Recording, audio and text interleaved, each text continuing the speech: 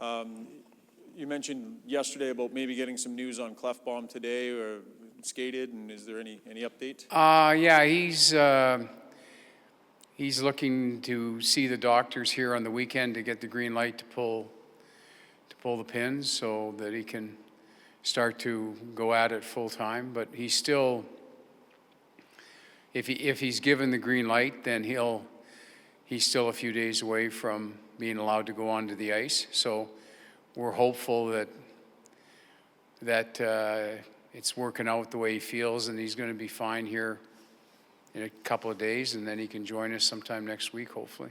But the idea for playing is still post All-Star? Yeah, I think the time frame, looking right now, it looks like it's a little bit quick to ask him to play before that break, and then the break's 10 days, and he's going to be able to skate a lot. So, ideally with those last 3 games, we were kind of hoping we'd catch a break, but it doesn't look like it right now. It looks like on time frame we'll have to wait to the max. Ken, can you just talk about Leon, being named the All-Star team? And then the other thing is you've seen him as an opposing coach for a while. What differences do you see when you see him every day, in terms of how you feel about him? I think, first of all, he's a heck of a player, but he's a task-oriented player. So for me, if you give him a job and you give him a specific role in the game where it's really important, he grabs it and runs with it. And I think it makes him even a better player. I think the more defined the role is, the better he plays. And there's players like that in the league where they're given a responsibility and it's really defined, and they go out and they keep a really strong focus.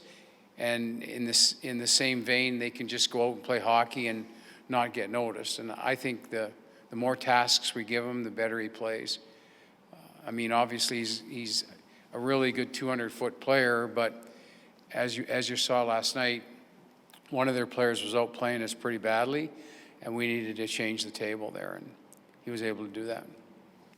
Ken, you've had a chance to look at a lot of different line combinations in the last 2 months, obviously with the winning combination in mind.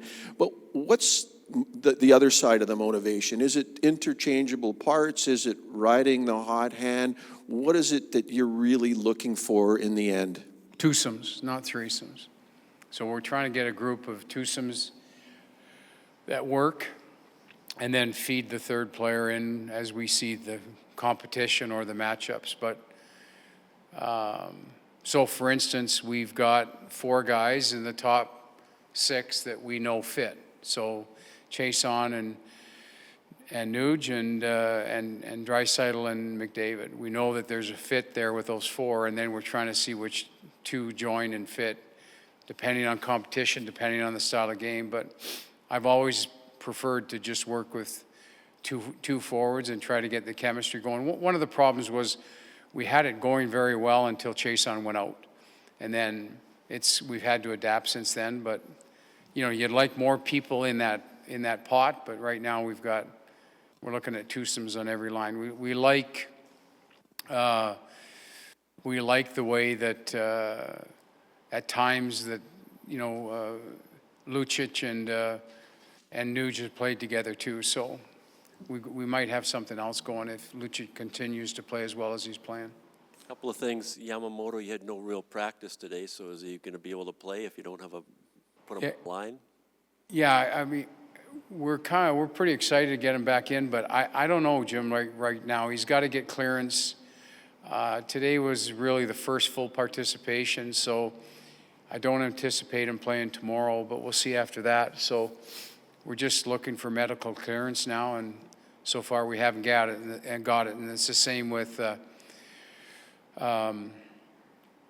couple of other guys too. We're looking with Petrovic. We're looking at medical clearance there too. He feels a lot better today, and we're looking to see where he is at tomorrow to see when he can get back on the ice. Now, Nurse played 32 minutes, and Larson only played 17 minutes. That's a pretty big disparity. Was that because you just wanted Darnell and Chris out against or Larson just didn't have as good a game as he normally has? I think a combination of that. I don't think Lars played as well as he would have liked yesterday. I thought he was overthinking it yesterday, and we knew going in how much, like Barkov plays as much or more than anybody in the league. There's games that Barkov plays more minutes than Kopitar does. And we knew we were going to be in a heavy load. When we saw the job that Nurse and Russell were doing, we decided to stay in that vein. But Lars had a tough game yesterday because there was hesitation in his game. And when there's hesitation in his game, he seems a couple of steps slow. And we talked to him today about just going on instinct rather than overthinking. And your fourth line didn't get much work. Was that because there were not many penalties, or just it was easier to roll three lines?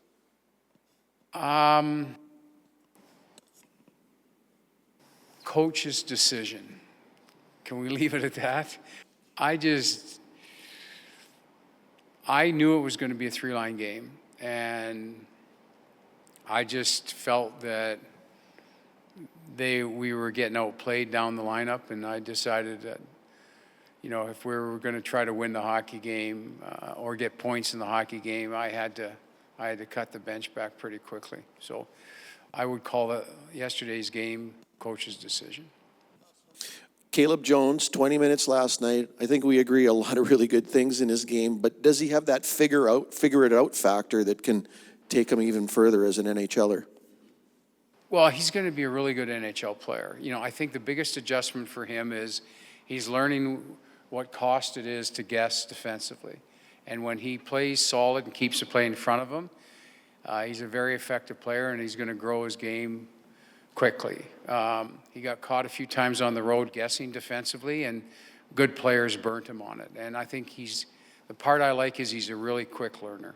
It doesn't take much for him to pick up on things. He's his own worst critic, which is, I think, for a young guy, good, because he's able to analyze, and by the time we go to talk to him, he's already looked at the shifts. So he knows what needs to get worked on. But I think he's also learned things that you could get away with in junior in the American Hockey League.